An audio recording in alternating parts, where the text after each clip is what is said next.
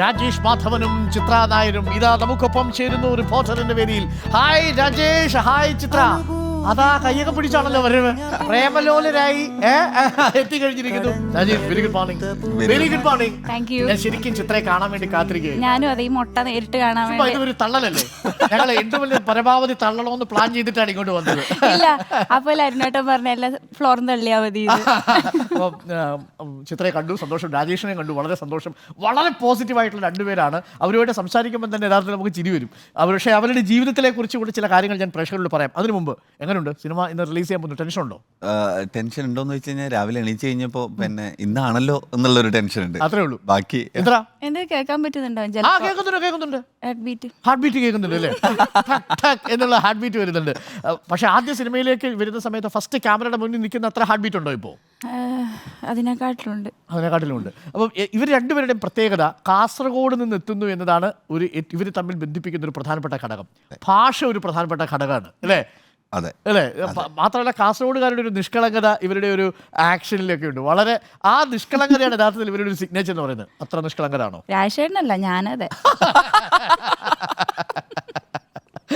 ഞാൻ ഭയങ്കരമായിട്ട് നിഷ്കളങ്കിയാണ്. ആണല്ലേ?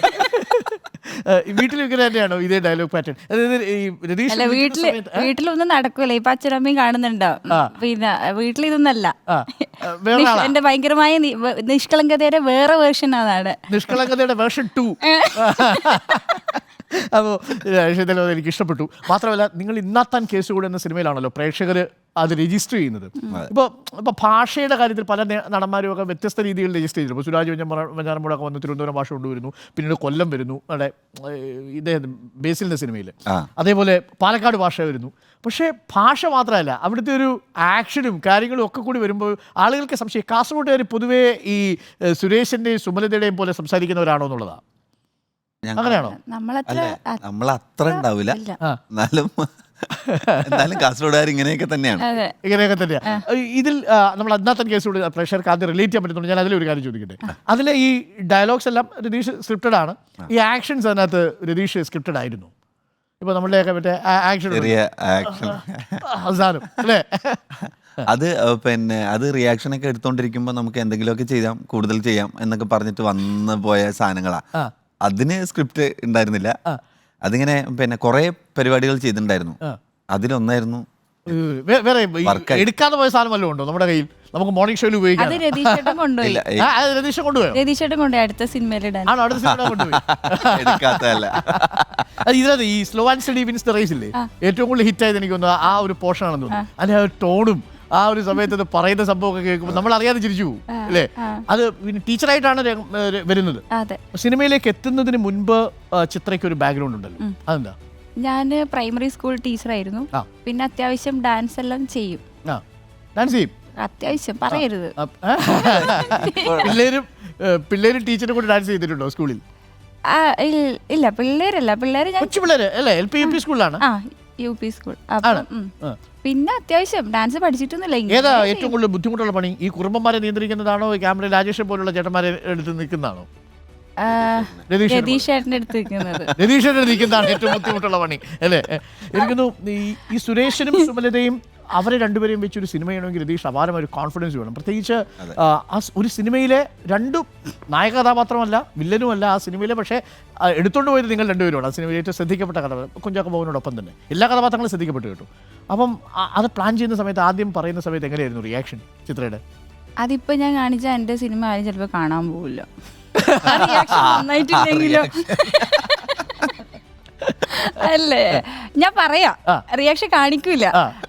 പിന്നെ ഫോൺ ചെയ്യുന്നു അല്ലേ? രതീഷ് ചേട്ടൻ ആദ്യം എന്നോട് നേരിട്ട് പറയാ, ഇതേ നേരിട്ട് മുഖത്തോട് നോക്കി പറയുന്നു. അങ്ങനെയല്ല, സാധാരണ പറഞ്ഞു ഇങ്ങനെ നമുക്കൊരു സിനിമയെ കുറിച്ച് ആലോചിച്ചാലോ നമുക്ക്? അങ്ങനെയൊന്നല്ല, ഇന്ന മാസങ്ങളിൽ ഒന്ന് ഫ്രീ ആയിട്ട് ഇരിക്കണം എന്ന് പറഞ്ഞു. അപ്പൊ ഭയങ്കര സന്തോഷായി. ഒരു പടം ഉണ്ട്, ഒരു ക്യാരക്ടർ ഉണ്ട്, അത്രേ പറഞ്ഞിട്ടുണ്ട്. അറിയില്ലായിരുന്നു. പിന്നെ ഫ്രീ ആയിട്ടിരിക്കണം, ഒരു പടമുണ്ട്. എന്നെ സംബന്ധിച്ചിടത്തോളം എല്ലാ മാസവും ഫ്രീ ആണ്. അങ്ങനെ അത് പറഞ്ഞു. ഫ്രീ കൊണ്ടിരിക്കാൻ വയ്യ. ഇല്ല. പിന്നെ നമ്മളെ പ്രൊഡ്യൂസേഴ്സായ അജിത്തേട്ടനും ഇമ്മാനുവലേട്ടനും വിളിച്ച് പറയുമ്പോൾ ഞാൻ അത് പറയുന്നില്ല, ക്ലീശയാന്ന് എല്ലാരും പറഞ്ഞു. അത് പറയാൻ കുഴപ്പമില്ല, ഇതും കൂടി പറഞ്ഞു. ഇല്ല, ഞാൻ പറയൂല. ഇല്ല, എനിക്ക് ഭയങ്കര സർപ്രൈസ് ആയിപ്പോയി വിളിച്ചിട്ട്. അന്നേരം ഞാൻ അറിയില്ല സുരേഷിന്റെയും സുമലതയുടെയും ഈ ഒരു ടൈറ്റിൽ ക്യാരക്ടർ ചെയ്യുന്നതെന്ന് അറിയില്ല. അങ്ങനെ ഭയങ്കര സന്തോഷായി. ഇനി പ്രേക്ഷകർക്ക് ഒരു സർപ്രൈസ് കൂടിയുണ്ട്. ഇന്നാത്താൻ കേസ് കൂടി എന്ന സിനിമയിൽ യഥാർത്ഥത്തിൽ പ്രേക്ഷകർക്ക് സംശയം ഉണ്ടാവും, യഥാർത്ഥത്തിൽ ഇവർ പ്രണയബദ്ധരാണോ എന്നൊരു സംശയം പ്രേക്ഷകർക്കുണ്ടാവും. ആ സിനിമയ്ക്ക് ശേഷം യഥാർത്ഥത്തിൽ ആളുകളിൽ ഇവർ തമ്മിൽ യഥാർത്ഥത്തിൽ ഹൃദയഹാരിയായ പ്രണയകഥ, ഇത് ഇവരുടെ ഡേറ്റിങ്ങിൻ്റെ ആണോ പടം വരുന്നത്, സേവ് ദ ഡേറ്റ് ആണോ വരുന്നത്, എന്താണ് സംഭവം എന്നൊരു കൺഫ്യൂഷൻ ആയിരുന്നു. അതാണ് ഐഡിയ ആണ് രാജേഷ് ഇത്. അത് ഇങ്ങനത്തെ ഐഡിയ ഒക്കെ രതീഷേട്ടൻ്റെ ആണ്. സേവ് ദ ഡേറ്റ് ഒക്കെ വന്നതുകൊണ്ടാണ് ആൾക്കാർ അങ്ങനെ കുറച്ച് മെസ്സേജുകളും പരിപാടികളൊക്കെ ചോദിച്ചിട്ടുണ്ടായിരുന്നു. ഞങ്ങള് പ്രണയബദ്ധരല്ല, നല്ല സുഹൃത്ബദ്ധരാണ്. അതെ, സുഹൃത്തുക്കളാണ്. നല്ല എന്നാൽ രാജേഷ് പ്രണയബദ്ധനാണ്, സോറി രാജേഷ് മാധവൻ പ്രണയബദ്ധനാണ് താനും. രാജേഷിന്റെ ഭാഗമാകാൻ പോകുന്നത് ദീപ്തിയാണ് അല്ലേ? ഇന്നാത്താൻ കേസ് കൂടി സിനിമയിലെ അസോസിയേറ്റ് ഡയറക്ടർ ആയിരുന്നു ദീപ്തി. അപ്പോ സിനിമയിലും അതെ ഇതേപോലെ ആയിരുന്നു. ആ സമയത്ത് സിനിമയിൽ അഭിനയിക്കാൻ ചെല്ലുന്ന സമയത്ത് പ്രണയം ഇല്ലല്ലോ. ഇല്ല. സിനിമയിൽ ചെന്നതിന് ശേഷമല്ലേ മുട്ടിട്ടത്? സിനിമ റിലീസൊക്കെ കഴിഞ്ഞതിന് ശേഷം. അതിനുശേഷമാണോ? ഷൂട്ടിംഗ് സമയത്ത് മുട്ടിട്ടേ ഇല്ല. ഈ ഇതേപോലെയുള്ള നോട്ടങ്ങൾ ഇല്ല. അതൊന്നുമില്ല. ആണോ? ശരിയാണോ? ഇല്ല, ഞാൻ ദീപ്തിയും രാജേഷും തമ്മിലുള്ള നർമ്മസല്ലാപങ്ങളുടെ ഇടയ്ക്ക് കണ്ടിരുന്നോ എപ്പോഴെങ്കിലും? ഇല്ല, സത്യം ഈ സിനിമയില് ഏകദേശം എല്ലാവരോടും നല്ല ഫ്രണ്ട്ലി അല്ല. ദീപ്തി ആയാലും അതെ, രാജേഷേട്ടനായാലും അതെ. അപ്പം പിടിക്കാൻ പറ്റിയിട്ടില്ല എനിക്ക്. ഞാൻ ആരോ പറഞ്ഞിട്ടാ ഞാൻ അറിഞ്ഞത്.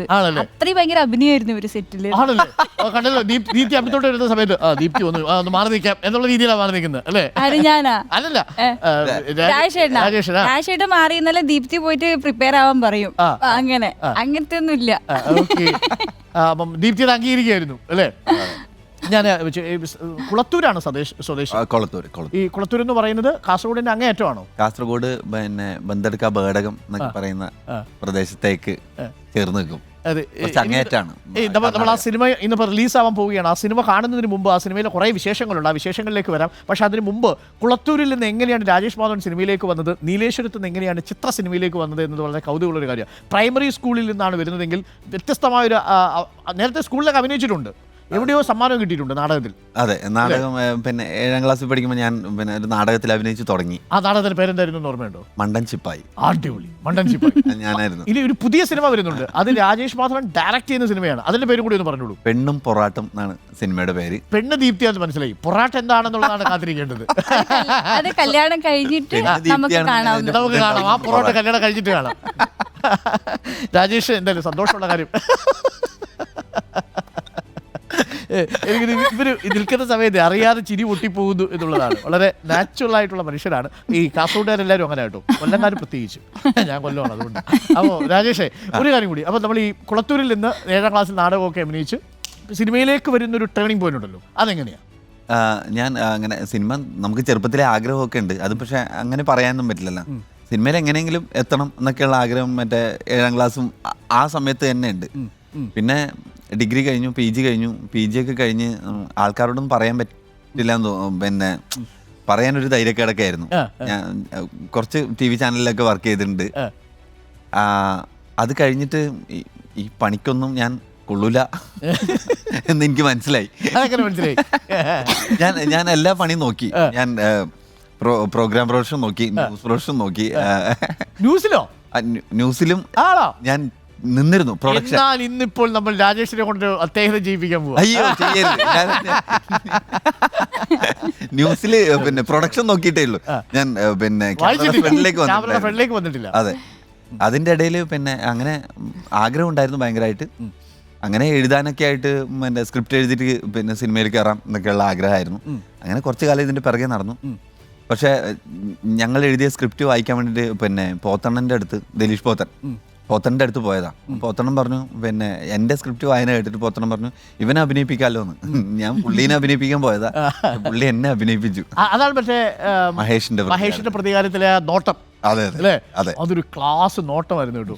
ആ നോട്ടം ഭയങ്കര രസമാണ്. എനിക്കൊന്നു ആ സിനിമയിൽ ഏറ്റവും കൂടുതൽ വൈറലായിരിക്കുന്നത് നോട്ടം. മാത്രമല്ല ഒരുപാട് ട്രോളുകൾ ഇറങ്ങിയതിന്. അതെ, നല്ല സമയമായിരുന്നു ദേശീയതയുടെ, അതുകൊണ്ട് അറ്റൻഷൻ അടിച്ചിട്ട് ഈ സംഭവം ഉരുണ്ട് പോവുകയും ചെയ്യുന്നു അല്ലേ? ഇത് രണ്ടും ഒരുമിച്ച് നോക്കുകയും വേണം. അതെ, നല്ല കൃത്യമായ റെസ്പോൺസും കിട്ടി അപ്പുറത്തെ ഭാഗത്ത് നിന്ന്. അതെ, വളരെ രസകരമായൊരു മൊമെന്റ് ആയിരുന്നു. അത് പ്രേക്ഷകർ ഓർമ്മിക്കുന്നുണ്ടാവും. ഇവർ രണ്ടുപേരും കൂടി സൈക്കിൾ ഇടിച്ചിട്ടല്ലേ? സൈക്കിൾ ഇടിച്ചിട്ട് അല്ലേ? സൈക്കിൾ ഇടിച്ചിട്ടിരിക്കുന്നു. മറ്റേ അയാളുടെ എന്തോ ഉരുണ്ട് പോകുന്നു. ജയശങ്കരേട്ടൻ പിന്നെ അച്ചുവേട്ടൻ ഇങ്ങനെ ഓടിപ്പോകുന്നു, അയാളെ സൈക്കിൾ അടിച്ചു, ജയശങ്കരേട്ടനെ സൈക്കിൾ അടിച്ച് നെല്ലിക്കൊക്കെ താഴെ വീണു. നെല്ലിക്കേക്കിന് ഉരുണ്ട് പോകുന്നു. അപ്പോൾ ഇവരിങ്ങനെ ഇരിക്കുന്ന ഒരു രംഗമുണ്ട്. അപ്പോൾ സൂപ്പറാ. അപ്പോൾ അതായിരുന്നു ആദ്യത്തെ ക്യാമറയിലേക്കുള്ള എൻട്രി. അതെ, അത് വളരെ അൺഎക്സ്പെക്റ്റഡ് ആയിരുന്നു. അഭിനയിപ്പിക്കാൻ പോയി അഭിനയിച്ചു. അതെ അതല്ലേ? അതെ. അതിനുശേഷം പിന്നീട് പിന്നെ ഞാൻ അസിസ്റ്റന്റ് ഡയറക്ടറായിട്ട് വർക്ക് ചെയ്തു. എനിക്കൊന്നു ഈ കുമ്പളങ്ങി നൈറ്റ്സിലുണ്ട് വർക്ക് ചെയ്തിരുന്നു. തൊണ്ടി മുതൽ മായാനദി, കുമ്പളങ്ങി നൈറ്റ്സ്, ഇതൊക്കെ എല്ലാം നല്ല ടീമാണ്. ആ സിനിമകളെല്ലാം സൂപ്പർ ഹിറ്റുമായിരുന്നു. അതെ അതെ. അപ്പോൾ ശരിക്കും പറഞ്ഞാൽ രാജേഷ് മാധവൻ ഉണ്ടെങ്കിൽ പടം ഹിറ്റാണ് എന്ന് പറയത്തക്ക രീതിയിലേക്കുള്ളൊരു ചരിത്രമുണ്ട്. അങ്ങനെ പറയട്ടെ, എന്നിട്ട് പൈസ കൂടട്ടെ. ഈ പൈസ കിട്ടിയിട്ട് എന്ത് ചെയ്യും രാജേഷ്? അയ്യോ, ഒന്നും ചെയ്യാനില്ലായിരുന്നു ഏട്ടാ. നമ്മള് പിന്നെ പൈസ അത്ര ആവശ്യമൊന്നും ഇല്ലാത്ത ആൾക്കാരാണ്. കുഞ്ഞു കുഞ്ഞു പൈസയൊക്കെ കിട്ടി തുടങ്ങിയിട്ടുള്ളൂ. അതൊക്കെ കിട്ടിയിട്ട് വണ്ടിയൊക്കെ എടുത്തിട്ടുണ്ട്, കാറൊക്കെ. ആണോ? അടിപൊളി, സന്തോഷം. ഇവിടെ നമ്മുടെ ചിത്രയുടെ കാര്യം പറഞ്ഞാൽ അവിടെ നിന്ന് തികച്ച ഒരു സിനിമ അഭിനയിപ്പിക്കാൻ പോയി അഭിനയിച്ച ആളാണ്. പഠിപ്പിച്ചോണ്ടിരിക്കുന്ന ഇടയിൽ നിന്ന് എങ്ങനെയാണ് സിനിമയിലേക്ക് എത്തിയത്? അത് അഭിനയിക്കണം എന്നുള്ള ആഗ്രഹം ചെറുപ്പത്തിലേ. കുഞ്ഞ് അഭിനയമൊക്കെ ഉണ്ടായിരുന്നു ഈ ക്ലാസ്സിൽ പഠിപ്പിക്കും? ഇല്ല, സിസ്റ്റർമാരെടുത്ത് അഭിനയിക്കും. ലീവെല്ലാം ചോദിക്കുന്ന സമയത്ത് തലവേദന. കുടുംബത്തിലെ മരിച്ചവരെ വീണ്ടും വീണ്ടും മരിപ്പിക്കും. ഓർമ്മയില്ല, ഇതെല്ലാം സിസ്റ്റർ കാണുന്നുണ്ടെങ്കിൽ. സിസ്റ്ററെ അന്ന് പറഞ്ഞ എല്ലാ മരണവും ഞങ്ങൾ ഇതാ ക്യാൻസൽ ചെയ്തിരിക്കുന്നു. ഒരാളും മരിച്ചിട്ടില്ല, അവര് നല്ല ജീവനോടുകൂടി. അല്ല, മരിച്ചവരെയാ ഞാൻ വീണ്ടും. മരിച്ചവരെയാണോ പറയുന്നത്? മരിക്കാത്തവരെ കുറിച്ചല്ല. ഇല്ല, അല്ല അതെനിക്ക് ടെൻഷനാവും. അപ്പൊ ഏറ്റവും കൂടുതൽ അങ്ങനെ മരിപ്പിച്ചത് ആരെയാ? എന്റെ മോൻ 5ാമത്തെ തലമുറ. അപ്പൊ അമ്മമ്മയുടെ അമ്മയുണ്ട്, മുത്തശ്ശിയുണ്ട്. അങ്ങനെ അമ്മമ്മയുടെ അമ്മമ്മ സേഫാ ഏതോ തലമുറയിലെ അല്ലേ? ചോദിച്ചാലും കിട്ടൂലല്ലോ, ആരന്വേഷിച്ച് പോവും ചെയ്യില്ല. എന്താ മരിച്ചത് ചോദിക്കത്തില്ലല്ലോ. അത് 1869 ഫെബ്രുവരി മാസത്തിലായിരുന്നു എന്ന് പറയാൻ പറ്റുന്നില്ലല്ലോ. അങ്ങനെ പിന്നെ ഞാൻ ഓഡീഷനെല്ലാം നാട്ടിൽ പോകും. പിന്നെ അങ്ങനെ ഇതിപ്പം ക്യാരക്ടർ റോള് കിട്ടിയത് ഈ നത്താൻ കേസോടിന്റെ ഓഡീഷന് പോയിട്ടാ. അപ്പൊ രാജേഷ് ചേട്ടനെ എന്നെ ഓഡീഷൻ ചെയ്തു. കാസ്റ്റിംഗ് ഡയറക്ടർ ആയിരുന്നു. അങ്ങനെ കാസ്റ്റ് ചെയ്യേണ്ടി വന്നു എനിക്ക്. അതൊരു സങ്കടം പോലെ. അതാണ് രാജേഷ് ചേട്ടാ ഒരു സങ്കടം. ഇവള് ഇത്ര പടർന്ന് പന്തലിക്കും നമ്മൾ അറിഞ്ഞിട്ടില്ലല്ലോ. അപ്പോ ഈ കാസ്റ്റിംഗ് ടെൻഷൻ ഉണ്ടായിരുന്നു. ആദ്യം സെലക്ട് ചെയ്ത് അറിഞ്ഞപ്പോൾ ടെൻഷൻ ഉണ്ടായിരുന്നു. ഓഡീഷന് പോകുമ്പോ ആ റൂമിലേക്ക് കയറുമ്പോ ടെൻഷൻ ഉണ്ടായിരുന്നു. എന്താ അവർ ആവശ്യപ്പെട്ടത്? രാജേഷ് ഉണ്ടായിരുന്നല്ലോ. രാജേഷ് ചേട്ടനും വൈശാഖ് എന്ന് പറഞ്ഞിട്ട് നമ്മളെ രാജേഷ് കാണുമ്പോ ഭയങ്കര ഭയഭക്തി ബഹുമാനമായിരിക്കും. ഇല്ല, എനിക്ക് ചിരിയാ വന്നത്. കാസ്റ്റിംഗ് ഡയറക്ടറെ കണ്ട് ചിരിച്ച ഏക നടി ഒരുപക്ഷെ കാസ്റ്റിംഗ് ഡയറക്ടറെ കാണുമ്പോൾ ഒരു ഭയഭക്തി ബഹുമാനം അടുത്തുള്ള സാധാരണ അങ്ങനെയല്ല വന്നത്. അല്ല, ഞാൻ ഡയറക്ടർ ആ രീതിയിലല്ല. ആ മഹേഷിന്റെ പ്രതികാരം അറിയായിരുന്നു നമുക്ക്. തിരിച്ചോണ്ടാ വരുന്നുണ്ടായിരുന്നു. അതെന്താ അറിയോ, രാജേഷ് ചേട്ടൻ മഹേഷിന്റെ പ്രതികാരം കഴിഞ്ഞ് ആ സിനിമയെല്ലാം കണ്ടിട്ടില്ലേ, ആ ഒരു ഹാങ് ഓവർ ആയിരുന്നു കാണാൻ പോലെ. അത് കാണുമ്പോ പിന്നെ അവരെ നേരിട്ട് കാണാൻ പറ്റിയല്ലോ. രാജേഷ് എന്താ ടാസ്ക് കൊടുത്തത് സമയത്ത്? ഓഡിഷൻ നമ്മള് പിന്നെ അംഗൻവാടി ടീച്ചറായിട്ടാണ് നമ്മൾ ആദ്യം അതായിരുന്നു ചെയ്യേണ്ടിയിരുന്നത്. അപ്പൊ പിന്നെ ചിത്രനെ കൊണ്ട് പാട്ട് പഠിക്കായിരുന്നു ആദ്യം ചെയ്യിച്ച്. പാട്ടിൽ തന്നെ നമ്മള് അപ്പൊ തന്നെ നന്നായിട്ട് പാട്ട് പാടും, നന്നായിട്ട് അങ്ങനെ ആയതുകൊണ്ട്. അപ്പൊ ചിത്ര ആ പാട്ട് നമുക്ക് കേൾക്കണം. സുമലതയും സുരേഷിനും തകർക്കും എന്നുള്ളത് പ്രേക്ഷകർക്ക് മനസ്സിലായി. ഈ സുമലത സുരേഷിന്റെ പ്രണയം എങ്ങനെയാ വളരുന്നത്? ഒന്ന് പ്രേക്ഷകർക്ക് ഒരു സസ്പെൻസ് കൊടുത്തു കഴിഞ്ഞാൽ എവിടെ വെച്ചാൽ യാദൃശ്ചികമായിട്ട് ഈ ആ സംഭവത്തോടുകൂടി അത് വളരുന്നു, അതിനുശേഷം പിന്നെ പഠനം പന്തലിക്കുന്നു. ഈ സിനിമയിൽ നിങ്ങൾ കല്യാണം കഴിയൂ? അതെ, നീ തന്നെ പറഞ്ഞത്. അത് അടിപൊളിയായിട്ട് അതാണ് കേട്ടോ. പിന്നെ എന്തിനാ സിനിമ കാണുന്നത്? ഇതല്ലേ അതിന്റെ ക്ലൈമാക്സ്, അതാണ് ചോദ്യം. അപ്പോൾ ഓഡീഷന് വരുന്ന സമയത്ത് രാജേഷ് പാട്ട് പാടാൻ പറഞ്ഞു. അംഗൻവാടി അപ്പം ഞങ്ങൾ ടീച്ചറായിരിക്കുന്ന ഒരു നായികയാണ്. അപ്പോൾ പാട്ട് പാടി. ആ പാട്ട് നമുക്ക് പ്രേക്ഷകർക്ക് ഒന്ന് കൊടുക്കാം. അന്ന് കാസ്റ്റിംഗ് റൂമിൽ സംഭവിച്ചത് ഈ പാട്ട് കേട്ടിട്ടാണ് ഞാൻ സെലക്ട് ചെയ്തത്. അതെ അതെ, ഞാൻ പാടാനോ? പാടുപെടും. അല്ല, ഈ പാട്ട് കേട്ട അരുണേട്ടനും പാടാം. ചിത്രയെ സിനിമയിലേക്ക് എത്തിച്ച ആ പാട്ട് അല്ല, ഭയങ്കര സീരിയസ് ആയിട്ടില്ല എപ്പോഴും. അല്ല, ഇന്ന് പൈങ്കിളി മല കോറസ് പാടി. ചിരിച്ചൂടാ. 1000 കണ്ണുമായി കാത്തിരുന്നു നിന്നെ ഞാൻ, എന്നിൽ നിന്നും പറന്നകന്നൊരു മലർത്തേൻ കിളി. അങ്ങനെ അരുണേട്ടനും പൈങ്കിളിയായി. ഈ പാട്ട് ഇങ്ങനെയാണോ പാടിയത്? ഇങ്ങനെയാ പാടിയത്. ഇങ്ങനെയല്ല, ഞാൻ സെലക്ട് ചെയ്തത് എന്താണെന്നാണ് ചോദിച്ചത്. ഇതിനകത്ത് സെലക്ട് ചെയ്യാൻ വേണ്ടി പ്രത്യേകത ഉള്ളത് അതിൽ സംഗതി ഉണ്ട്. അത് അരുണേട്ടൻ പാട്ടിനെ കുറിച്ച് ഒരു അറിവും ഇല്ലാഞ്ഞിട്ടാണ്. ഇപ്പൊ പാടിയതില് പിന്നെ സ്ഥിരമായിട്ട് എന്റെ ഭാര്യ പറയുന്നത് ഇങ്ങനെയൊക്കെ ശരിക്കും വന്നിരിക്കുന്ന സമയത്ത് ഇവരെന്തിനാ ഇതിങ്ങനെ നീട്ടും കുറുക്കൊക്കെ ചെയ്യുന്നത് എന്റെ മനസ്സിൽ വിചാരിക്കുന്നത്. അത് താളം ഉണ്ടെന്നുള്ള കാര്യം അവർക്കല്ലേ അറിയുന്നത്. ഇതിന് വേറൊരു താളത്തിലായിരുന്നു ചിത്ര പാടിയത്. ആ താളത്തിൽ ഈ പാട്ട് പിന്നെ അത് കുറെ ആൾക്കാര് പാടിപ്പിച്ച് ഈ ഉദ്ഘാടനത്തിലെല്ലാം പോയി. കാസർഗോഡത്തെ ചെറിയൊരു ഹണി റോസാ ഞാൻ. കാസർഗോഡിന്റെ മൊത്തം ഉദ്ഘാടനം ചിത്ര. പെട്ടിക്കട തട്ടുകട അങ്ങനെയാ ഞാൻ ഉദ്ദേശിച്ചേ. അങ്ങനെ അപ്പൊ അത് ഉദ്ഘാടനം ചെയ്യുമ്പോ എല്ലാരും ഇത് എന്നെ കൊണ്ട് പാടിക്കും. പഠിപ്പിച്ച് സംഗതി ഞാൻ ശരിയാക്കി. നന്നായതാ. ഇങ്ങനെയൊന്നും ആയിരുന്നില്ല പാടിയിരുന്നത്. അന്നത്തെ പാട്ട് കേട്ട് കഴിഞ്ഞാൽ അപ്പൊ തന്നെ സെലക്ട് ചെയ്യുമായിരുന്നു. ആ മൂടായിരുന്നു. ഓക്കെ, നമുക്ക് സന്തോഷമുള്ള ഒരു കാര്യം, ഞങ്ങളുടെ ഈ മോർണിംഗ് ഷോയുടെ ടീമിൽ തന്നെയുള്ള നമ്മുടെ കോർഡിനേറ്ററായ ആതിരയുടെ അച്ഛൻ ഗോപിനാഥ് ഈ സിനിമയിൽ ഒരു പ്രധാന കഥാപാത്രത്തെ അവതരിപ്പിക്കുന്നു. എനിക്കൊന്നു താങ്കളുടെ ചേട്ടനായിട്ടോ മറ്റോ ആണോ? അതെ, ഗോപിയേട്ടൻ പറഞ്ഞായിരുന്നു ആതിര വർക്ക് ചെയ്യുന്നുണ്ട്. അതെ, ആതിര നമ്മുടെ മോർണിംഗ് ഷോയിലെ നമ്മുടെ പ്രൊഡ്യൂസറാണ്. അപ്പോൾ അതും ഒരു സന്തോഷമുള്ള കാര്യം. അപ്പോൾ ആ സിനിമയ്ക്ക് നമുക്കൊരു പ്രത്യേകതയുണ്ട്. അപ്പോൾ ഇനി ആ സിനിമയിലേക്ക് വന്നു കഴിഞ്ഞാൽ അതിന് മുമ്പ് എനിക്ക് അറിയേണ്ടത്, അങ്ങനെ സിനിമയിലെത്തി, ഓഡീഷൻ കഴിഞ്ഞു, ആദ്യത്തെ ക്യാമറ ഓൺ ആവുന്നു, അപ്പോൾ വരാൻ പറയുന്നു, ഷൂട്ട് തുടങ്ങുന്നു. അല്ല, എന്താ താൻ കേസ് കൂട്, അതാണല്ലോ ഫസ്റ്റ് ഫ്രെയിം, അതല്ലേ? അപ്പോൾ ഫസ്റ്റ് ഫ്രെയിം ആ അനുഭവം എന്തായിരുന്നു? ഫസ്റ്റ് പേടിച്ചിങ്ങനെ ഞാനിങ്ങനെ എൻ്റെ മുടിയൽ ഹെയറെല്ലാം ചെയ്യുന്ന സമയത്ത് ഞാൻ ഇരിക്കുമ്പോൾ രാജേട്ടൻ ഭയങ്കര സീരിയസ് ആയിട്ട് അതിൽ ഇതിലെല്ലാം പോകുന്നുണ്ട്. അപ്പോൾ പ്രശ്നമൊന്നുമില്ല. കുറച്ച് കഴിയുമ്പോൾ രാജേട്ടൻ്റെ ആ ഒരു കോസ്റ്റ്യൂമിൽ വന്നപ്പോൾ എനിക്ക് ചിരിച്ച് ചത്ത് ഞാൻ. അത് ആ മറ്റേ ഓട്ടോയിൽ പോകുന്നൊരു സീനില്ലേ, അതായിരുന്നു ആ ഒരു അറ്റയില രാജേഷേട്ടൻ വന്നത്.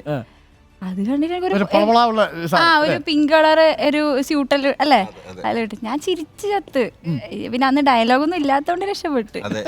എനിക്ക് രാജേഷേട്ടനെ കാണുന്നോറും ചിരി വരികയില്ല. ആ ചിരി ഇപ്പോഴും അവസാനിച്ചിട്ടില്ല. ഇല്ല, ഇത് പേടിച്ചിട്ടില്ല ചിരിയാന്നോ? നിങ്ങളെ മുമ്പിലല്ലേ ഇരിക്കുന്നത്. വീണ്ടും ആക്ഷേപിക്കുന്നു, പാട്ടറിയത്തില്ല എന്ന് പറഞ്ഞു, ഞാനൊരു ഭീകരനാണെന്ന് പറയുന്നു. അല്ല, അതിങ്ങനെ ഇതെല്ലാം കാണുമ്പോ മറ്റേ ജൂനിയർ മാൻഡ്രേക്ക് ഹൃദയഹാരിയായ പ്രണയകഥ, ആ പ്രണയകഥയിലെ നായകനും നായികയുമാണ് പ്രിയപ്പെട്ടവരെ എനിക്കൊപ്പം നിൽക്കുന്നത്. നായകൻ്റെ പേര് സുരേഷൻ, നായികയുടെ പേര് സുമലത. സുരേഷനും സുമലതയും തമ്മിലുള്ള പ്രണയം, അത് നാം വിട്ട കഥ നമ്മൾ കണ്ടു. ഇനി ആ സിനിമയിൽ വർക്ക് ചെയ്യുന്ന സമയത്ത് എത്ര ദിവസം ഷെഡ്യൂൾ ഉണ്ടായിരുന്നു? അത് ഇത് പിന്നെ 110 ദിവസം. 110 ദിവസം എടുത്ത സിനിമയാണോ? ചെറിയൊരു സിനിമയാണെന്ന് പറഞ്ഞിട്ട് തുടങ്ങിയതാണ് നമ്മൾ. അത് വലുതായിപ്പോയി. ഞാൻ സുരേഷിന് ഇത്രയും വലുതായിട്ട് പ്രേമിക്കുന്നത് ഞാൻ അറിഞ്ഞില്ല. ആണല്ലേ? മൊത്തത്തിൽ ഈ ഇന്നത്താൻ കേസുകൂടി സിനിമയിലെ നിങ്ങളുടെ പ്രണയത്തിന്റെ ഒരു ഫീലാണോ ആ സിനിമയിലുടനീളം ട്രീറ്റ് ചെയ്തേക്കുന്നത്? അതെ, കണ്ടിരിക്കുന്ന പ്രണയത്തിന്റെ കുറച്ചും കൂടി വലിയ ലെങ്തിലുള്ള കാഴ്ചയായിരിക്കും. എങ്ങനെയുണ്ട് സുമലതയെ ഈ ഇന്നത്താൻ കേസുകൂടിന് ശേഷം പ്രണയിക്കുമ്പോൾ സുമലതയുടെ ആ പ്രണയഭാവങ്ങളൊക്കെ എങ്ങനെ ഉണ്ടായിരുന്നു? മൊത്തത്തിലൊരു പ്രണയജീവിയാണോ അദ്ദേഹം? പിന്നെ സുമലതയോ? സുമലത ഫണ്ണാണ്. സുമലത അടിപൊളി ഫണ്ണാ. അടിപൊളി ഫണ്ണാ. പിന്നെ സുമലത ഭയങ്കര ബോൾഡാണ്. പിന്നെ നിലപാടൊക്കെ ഉള്ള ആളാണ്. സിനിമയിൽ നിലപാടൊക്കെ ഉണ്ട്. സിനിമയിൽ നിലപാടൊക്കെ ഉണ്ട്. രാഷ്ട്ര പുനർനിർമ്മാണത്തിൽ വലിയ താല്പര്യമൊന്നുമില്ല, പക്ഷെ പിന്നെ അവിടെ നിൽക്കട്ടെ. അതെ, സിനിമയിൽ അത് വരുന്നുണ്ടോ? അത് ആ ഭാഗമൊക്കെ വരുന്നുണ്ട്. പിന്നെ വേറെ കുറച്ച് പരിപാടികളാണ്. അതെ, അതാണ് പ്രേക്ഷകർ കാണേണ്ടത്. ഇന്ന് 10 മണിക്ക് നമ്മൾ തുടങ്ങും അല്ലേ? സിനിമ തുടങ്ങുന്ന സമയത്ത് പ്രേക്ഷകർക്ക് ഇത് മനസ്സിലാവും. അത് സസ്പെൻസ് ആണെന്ന് പറഞ്ഞ പിന്നെ നേരത്തെ ചോദിച്ചു സിനിമ ആണെന്ന് എന്തിനാണെന്ന് ചോദിച്ചത്. അപ്പം നിങ്ങൾ വാർത്ത വായിക്കുന്ന ഇഷ്ടമാണോ? വായിക്കാനാ? അല്ല, വാർത്ത വായിക്കുന്ന ഇഷ്ടമാണോ? അല്ല. അതെ, എന്താ പിന്നെ വായിച്ചു? +1 ഏകജാലക പ്രവേശനം, ഇതാണ് നമ്മൾ ഇപ്പോൾ വായിക്കാൻ പോകുന്ന ഹെഡ്ലൈൻ. ഒന്ന് വായിച്ചു നോക്കിയാലോ? എങ്ങനെയാണ് വാർത്ത വായിക്കുന്നത് അറിയാലോ? ഇപ്പൊ എന്നെ ബാൻഡ്രേക്ക് എന്ന് പറഞ്ഞു, കുറ്റം പറഞ്ഞു, ഞാൻ ഭീകരനാണെന്ന് പറഞ്ഞു. ഇതെല്ലാം ലൈവ് കേട്ടോണ്ടിരിക്കുകയല്ലേ? മൂന്നാമത്തെ ഒരു കാര്യം കൂടി പറഞ്ഞു എന്നെ കുറിച്ച്. എന്തോ ഒരു കാര്യം കൂടി പറഞ്ഞു. പാട്ടെല്ലാം അറിയാം, നല്ല വ്യക്തിയാണ്, അങ്ങനെ. അല്ല, അങ്ങനെയൊക്കെ പറയാൻ പറഞ്ഞിട്ട്, അതായത് എന്നെ കുറിച്ച് പരമാവധി നല്ല കാര്യം പറയണമെന്ന് കംപ്ലീറ്റ് ആക്ഷേപം. അപ്പൊ നമുക്ക് ആ വാർത്തയൊന്ന് വായിക്കണം, എന്നിട്ട് പോകത്തില്ല. ഇതാണ് പനിഷ്മെന്റ്. ഒന്ന് വായിച്ചു നോക്കി എങ്ങനെ ഉണ്ടെന്ന്. അത് നോക്കി കണ്ടുപിടിക്കുമല്ലോ അല്ലേ? ചെറുതായിട്ട്. പ്രായമായി. +1 ഏകജാല പ്രവേശനത്തിനുള്ള ഓൺലൈൻ അപേക്ഷാ സമർപ്പണം ഇന്നു മുതൽ. ഈ മാസം 20. ഇത് ലോട്ടറി വെക്കുന്ന പോലെ. ഈ മാസം 25 വരെ വിദ്യാർത്ഥികൾക്ക് അപേക്ഷകൾ സമർപ്പിക്കാം. സഹായ കേന്ദ്രങ്ങൾ സജ്ജമാക്കി സർക്കാർ. ട്രയൽ അലോട്ട്മെന്റ് 29 ട്രയൽ അലോട്ട്മെന്റ് 29 ആദ്യ അലോട്ട്മെന്റ് ജൂൺ 5 കഞ്ഞി കുടിച്ചിട്ട് വന്നേ. സീറ്റ് പ്രതിസന്ധി തുടങ്ങുമ്പോഴും തെക്കൻ കേരളത്തിലെ പല ജില്ലകളും ഒഴിഞ്ഞു കിടക്കുന്നത് നിരവധി സീറ്റുകൾ. പ്രേക്ഷകരെ നിങ്ങൾക്ക് എന്താണ് പറയാനുള്ളത്? അതിലല്ലേ സുമലതയുടെ ഒരു എനർജി അല്ലേ? അപ്പോ ഇതാണ് പ്രധാനപ്പെട്ട വാർത്ത. ഞങ്ങൾ ഹെഡ്ലൈൻ ആയിട്ടാണ് ഉദ്ദേശിച്ചത്. പറഞ്ഞു വന്ന സമയത്ത് അത് ഹെഡ്ലൈനും അപ്പുറത്തുള്ള വേറൊരു ഫോർമാറ്റിലുള്ള വാർത്തയായിട്ട് തീർന്നു. ഈ വാർത്ത എങ്ങനെ വായിക്കുന്ന വെച്ചാൽ ഈ പഞ്ചിൽ വായിക്കേണ്ട വാർത്തയാണ്. പ്രേക്ഷകരോട് ആലോചിച്ച് നോക്കിയേ, ഇതായിരുന്നു വാർത്ത. അപ്പൊ നമ്മളോട് കൊണ്ട് വാർത്ത വായിപ്പിച്ചില്ലേ? +1 ഏകജാലക പ്രവേശനത്തിനുള്ള ഓൺലൈൻ അപേക്ഷാ സമർപ്പണം ഇന്ന് മുതൽ ഈ മാസം 25 വരെ വിദ്യാർത്ഥികൾക്ക് അപേക്ഷകൾ സമർപ്പിക്കാം. കേന്ദ്ര സഹായ കേന്ദ്രങ്ങൾ സജ്ജമാക്കി സർക്കാർ. ട്രയൽ അലോട്ട്മെന്റ് 29 ആദ്യ അലോട്ട്മെന്റ് ജൂൺ 5 മലബാറിൽ സീറ്റ് പ്രതിസന്ധി തുടരുമ്പോഴും തെക്കൻ കേരളത്തിലെ പല ജില്ലകളിലും ഒഴിഞ്ഞു കിടക്കുന്നത് നിരവധി സീറ്റുകൾ. വായിക്കേണ്ട സാധനം നമ്മൾ കോമഡിയാക്കി. എന്ത് കഴിക്കുന്നേ? എന്ത് ഭക്ഷണം? എനർജിയുടെ കാര്യം പറയാനായിരിക്കും. രാവിലെ ശരിക്കും പറഞ്ഞ ഒരു ഗ്രീൻ ടീ, ആ ഗ്രീൻ ടീക്കൊപ്പം കുറച്ച് തേൻ ഒഴിക്കും. ഇതും കഴിച്ചുകൊണ്ടാണ് രാവിലെ ഇവിടെ വന്നിരിക്കുന്നത്. പിന്നെ 3 മണിക്കൂർ ഈ പരിപാടിയാണ്.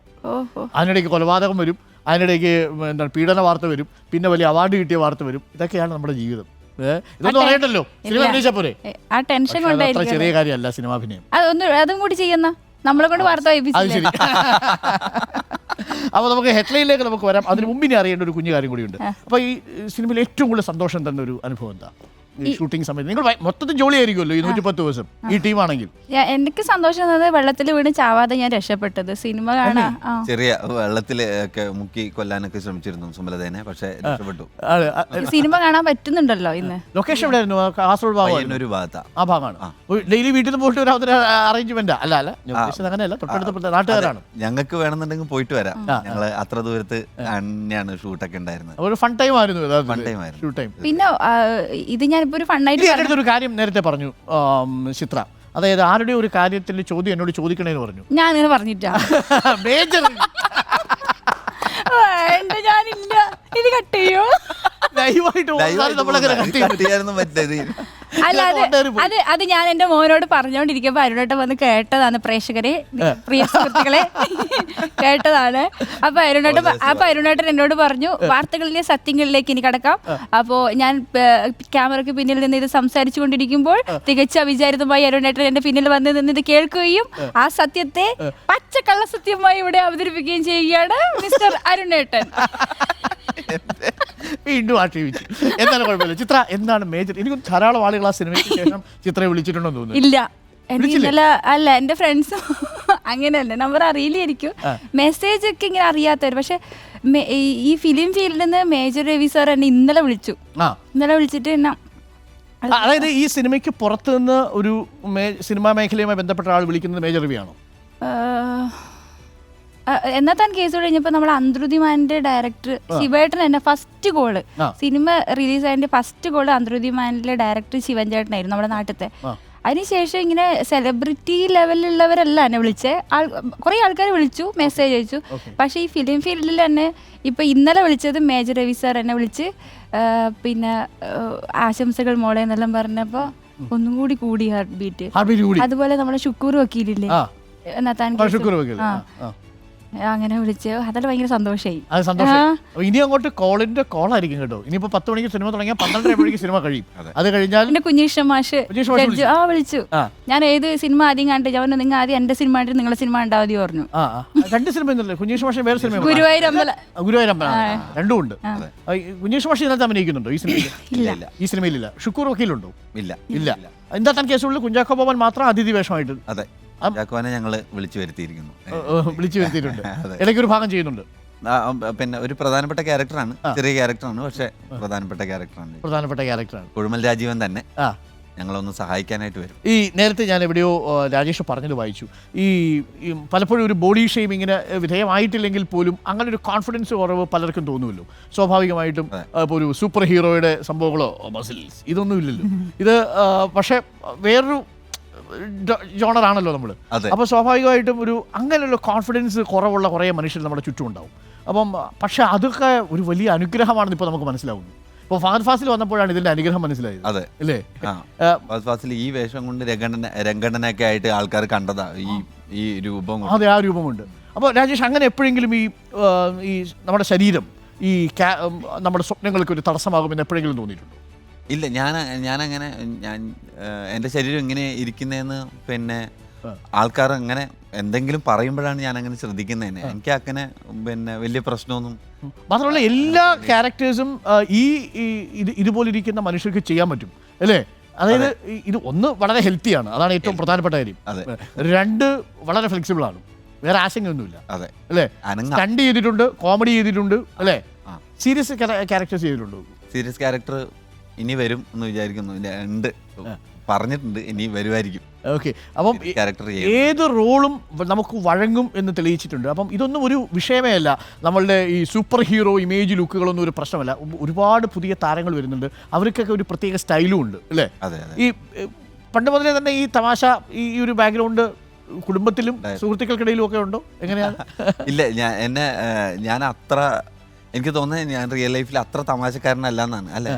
അല്ല, ഭയങ്കര അല്ല, കുറച്ചൊക്കെ പിന്നെ പക്ഷെ വളരെ വളരെ കൂളാണ്, വളരെ കൂളായിട്ട് അല്ലേ? അപ്പൊ ഇവരുടെ ജീവിതത്തിൽ ഇത് ഏറ്റവും പ്രധാനപ്പെട്ട ഒരു ദിനമാണ്, സുദിനം എന്ന് നമുക്ക് പറയാം. ഇവർ രണ്ടുപേരും നായകന്മാരായിട്ട് എത്തുന്ന ഒരു സിനിമ നിങ്ങളുടെ തിയേറ്ററുകളിൽ, തൊട്ടടുത്തുള്ള തിയേറ്ററുകളിലുണ്ട്. തീർച്ചയായിട്ടും നിങ്ങൾ പോയി കാണണം. രതീഷിന്റെ മനോഹരമായ, ഒരുപക്ഷെ എന്നാത്തൻ കേസ് കൂടുതലിന് ശേഷം അത്ര എഫേർട്ട് എടുത്തിരിക്കുന്ന ഒരു സിനിമയാണ്. അപ്പോൾ തീർച്ചയായിട്ടും ആ സിനിമ നിങ്ങൾ കാണുക. ആ സിനിമ കാണുന്നതിനോടൊപ്പം ഇവരുടെ ജീവിതത്തിൽ നിർണായകമായ 2 പേരുണ്ട്, അവരെ കൂടെ നമ്മൾ ഒന്ന് ക്ഷണിക്കുന്നുണ്ട്. ഒന്ന് രതീഷ്, നമ്മുടെ രാജേഷ് മാധവൻ്റെ ജീവിതത്തിൽ ഇനി പ്രകാശം തെളിയിക്കാൻ വരുന്നൊരു കക്ഷിയുണ്ട് കേട്ടോ. കുറച്ച് നാളായിട്ട് പ്രകാശം തെളിയിക്കാൻ വേണ്ടിയിട്ട് ഇങ്ങനെ ചെറിയ ചെറിയ വിളക്കുകളൊക്കെ കത്തിച്ച് ഇപ്പോൾ എന്തായാലും ആ വിളക്കുകൾ തെളിയിച്ചു കൊണ്ടിരിക്കുന്നൊരു കക്ഷിയാണ്. പേര് Deepthi. Hi Deepthi, good morning. Hi. ഈ ദീപ്തിയെക്കുറിച്ചാണ് നമ്മൾ പറഞ്ഞത്. നാത്താൻ കേസുകൂട് എന്ന സിനിമയിൽ വലിയ അഭിനയമായിരുന്നു രണ്ടുപേരും എന്നാണ് പറഞ്ഞത്. അതിനുശേഷം അവർ ജീവിതത്തിൽ ഒന്നിക്കാൻ തീരുമാനിച്ചു. ഇതാണ് രാജേഷിന്റെ സ്വന്തം ദീപ്തി. ഞങ്ങൾ അഭിമാന പുരസ്സരം അവതരിപ്പിക്കുന്നു. നാത്താൻ കേസുകൂട്, ഹൃദയഹാരിയായ പ്രണയകഥ എന്നീ സിനിമകൾക്ക് ശേഷം ഒരു യഥാർത്ഥ ജീവിതകഥ, രാജേഷ് മാധവനും ദീപ്തി. ഇനി ഇദ്ദേഹത്തിന്റെ ജീവിതത്തിലെ വളരെ വേണ്ടപ്പെട്ട ഒരാളുണ്ട്. മോന്റെ പേര് വിഷ്ണു. അദ്വൈതിനെ നമ്മൾ സ്വാഗതം ചെയ്യുന്നു. Hi Advaith. Hello. Hello Advaith. അമ്മയേക്കാൾ നിങ്ങളുണ്ടല്ലോ. ആക്ടറൊക്കെയാണ്, ആണോ? ചിത്രയുടെ റീൽസിലാണ് പിന്നെ അവന്റെ പെർഫോമൻസ് അധികം ഉള്ളത്. കരിങ്കളിയൊക്കെ അഭിനയിച്ചു തകർത്തോ? കരിങ്കളിയൊന്നുമില്ല. ഇല്ല. അമ്മമോനും കൂടെ ആണോ റീൽസ്? ഒരു റീൽസിന് ചുരുങ്ങിയത് ഒരു ചിക്കൻ ഫ്രൈയോ അല്ലെങ്കിൽ ഒരു ചിക്കൻ ബിരിയാണിയോ ഓഫർ ചെയ്യണം. ഒരു റീലിന് ചുരുങ്ങിയത് ഒരു ചിക്കൻ ബിരിയാണി വേണം, അതല്ലെങ്കിൽ ചിക്കൻ ഫ്രൈ വേണം. ചിക്കൻ അല്ലാതെ ഒരു നോൺ വെജ് ഇല്ലാതെ ഒരു കോംപ്രമൈസും ഇല്ല ഇവന്. എന്നാലേ നോൺ വെജിനോട് അത്രയ്ക്ക് പ്രേമമാണോ? അത്രക്കൊന്നുമില്ല. അപ്പൊ ഇന്ന് അമ്മയുടെ സിനിമ ആവാൻ പോവാ. ടെൻഷനുണ്ടോ? ടെൻഷൻ, എനിക്ക് ടെൻഷനൊന്നുമില്ല. അവന്റെ ടെൻഷൻ ഞാൻ പറയാം. പോപ്കോൺ, ഇങ്ങനെയുള്ള ടെൻഷൻ മാത്രമേ ഉള്ളൂ. ഇന്റർവെല്ലിന് കിട്ടുന്ന പോപ്കോൺ. ഏത് ക്ലാസ്സിലാണ് പഠിക്കുന്നത്? 9th. ഇപ്പൊ 9th ആവാൻ പോകുന്നു. 9th ആവാൻ പോകുന്നു. ഓക്കെ. അമ്മയച്ഛനൊക്കെ വീട്ടിലാണോ? വീട്ടിലെ അമ്മയച്ഛൻ ഇപ്പൊ കണ്ട് ചിലപ്പോ അമ്മയച്ഛനും എന്തൊക്കെയാണ് ഈ പറയുന്നത്. അമ്മയച്ഛനും മാത്രല്ല, എന്റെ രഞ്ജിത ചേച്ചി അജയ് ചേട്ടനെല്ലാം ഇത് കണ്ട് ഇത് ഇറങ്ങാൻ വേണ്ടി കാത്തിരിക്കുന്നതായിരിക്കും ചിലപ്പോ. വേണ്ടി. അപ്പൊ ദീപ്തി, രാജേഷുമായിട്ടുള്ള ഒരു ജീവിതയാത്ര എന്നാ തുടങ്ങുക? അടുത്തുണ്ടാവും, ഡിസംബറിൽ. ഈ വർഷം തന്നെ റിലീസ് ആവും അല്ലേ? അതിനു മുമ്പ് കുറച്ച് റിലീസുകളുണ്ട്. ആണോ? വേറെ പ്രോജക്റ്റ് കമ്മിറ്റഡ്? ഇല്ല, ഞാൻ പെണ്ണുംപുറാട്ടിൽ പെണ്ണുംപുറ. ആ കാര്യം കൂടി നമുക്കൊന്ന് പ്രേക്ഷകരോട് പറയാം. അത് രാജേഷിന്റെ പ്രേക്ഷകർക്ക് അറിയാവുന്ന casting director, assistant director, cinema താരം, ഇപ്പോൾ നായക നടൻ. എന്നാൽ അടുത്ത ഘട്ടത്തിലേക്ക് കാലെടുത്ത് വെച്ചിരിക്കുന്നു. പെണ്ണും പൊറാട്ടും സംവിധാനം ചെയ്യാണ്. അതെ, ഏകദേശം വർക്ക് തുടങ്ങി കഴിഞ്ഞു. അത് വർക്ക് തുടങ്ങി. അതിന്റെ 80% കഴിഞ്ഞോ? ഷൂട്ട് കഴിഞ്ഞു. ബാക്കി ഇനി പോസ്റ്റ് പ്രൊഡക്ഷനും കാര്യങ്ങളും ഒക്കെയാണ്. 12 ഡേ ഷൂട്ട് ഉണ്ട്. ദീപ്തിയാണ് അസിസ്റ്റന്റ്, അസോസിയേറ്റ്. എങ്ങനെയുണ്ട് ദീപ്തിയുടെ അസോസിയേറ്റ് ഡയറക്ടർ എന്ന രീതിയിലുള്ള ഒരു നല്ല അസോസിയേറ്റ് ഡയറക്ടർ? നിന്നാത്താൻ കേസുകളിൽ ദീപ്തിയാണ് രാജേഷ് നിയന്ത്രിച്ചത്. പിന്നെ അതെ, ചെറിയ നിയന്ത്രണമൊക്കെ ഉണ്ടായിരുന്നു. പക്ഷേ ഞാൻ പിന്നണിയിലുണ്ടായിരുന്നോണ്ട് അധികം അങ്ങനെ നിയന്ത്രിക്കാൻ പറ്റിയിട്ടില്ല. ദീപ്തിയുടെ വീട് എവിടെയാ? പാലക്കാടാണ്. പാലക്കാട് എവിടെ? പുത്തൂര്. പാലക്കാട് പുത്തൂര്. ആഹാ, കൊള്ളാലോ. അവിടെ ഒരു ക്ഷേത്രമുണ്ട്. അതിന്റെ തൊട്ടടുത്ത്. അവിടെ ഇരിക്കുന്ന നമ്മുടെ അനിയൻ എന്ന് പറയുന്ന ഒരു ചേട്ടനുണ്ട്. ഒരു പുരുഷാരിയായിരിക്കും അല്ലേ? അപ്പൊ നമ്മുടെ സ്വന്തം ചേട്ടനാ പുള്ളി. അപ്പോൾ കൊള്ളാം. Thank you Deepthi, thank you Rajesh. അപ്പോൾ ഓൾ ദി ബെസ്റ്റ്, ഗംഭീരമാവട്ടെ. Thank you. അപ്പോൾ എന്നെ ആക്ഷേപിച്ചത് ഞാൻ മറക്കത്തില്ല. ഞാനും സന്തോഷം. ഗംഭീരായി ഉഷാറാവട്ടെ. അമ്മയുടെ സിനിമ സൂപ്പർ ഹിറ്റ് ആവട്ടെ. അപ്പോൾ കൂടുതൽ ചിക്കൻ ഫ്രൈ. എന്താ സിനിമ സൂപ്പർ ഹിറ്റ് ആണെങ്കിൽ എന്താ ഓർഡർ? KFC ചിക്കൻ, കേത്തൽ ചിക്കൻ. ഇവിടെ അങ്ങനെ കുറെ സംവിധാനങ്ങളുണ്ട്. കേത്തൽ ചിക്കൻ ഉണ്ട്. കേത്തൽ ചിക്കൻ കേട്ടാ, പൊളിക്കണം. അപ്പൊ സിനിമ സൂപ്പർ ഹിറ്റ് ആവട്ടെ എന്ന് പ്രതീക്ഷിക്കുന്നു. Thank you Deepthi, all the best. നിങ്ങൾക്ക് ഈ സിനിമ വളരെ നിർണായകമാണെന്ന് എനിക്കറിയാം. മാത്രമല്ല പ്രേക്ഷകർക്കും അത് കാണാൻ താല്പര്യം ഉണ്ടാവും. Thanks a lot. Thanks for the fun. ഇത് ആക്ഷേപിച്ചെന്നെ വീണ്ടും വീണ്ടും ക്ഷയിക്കാണ്ട് വിട്ടു പോകാൻ പറ്റുന്നില്ല.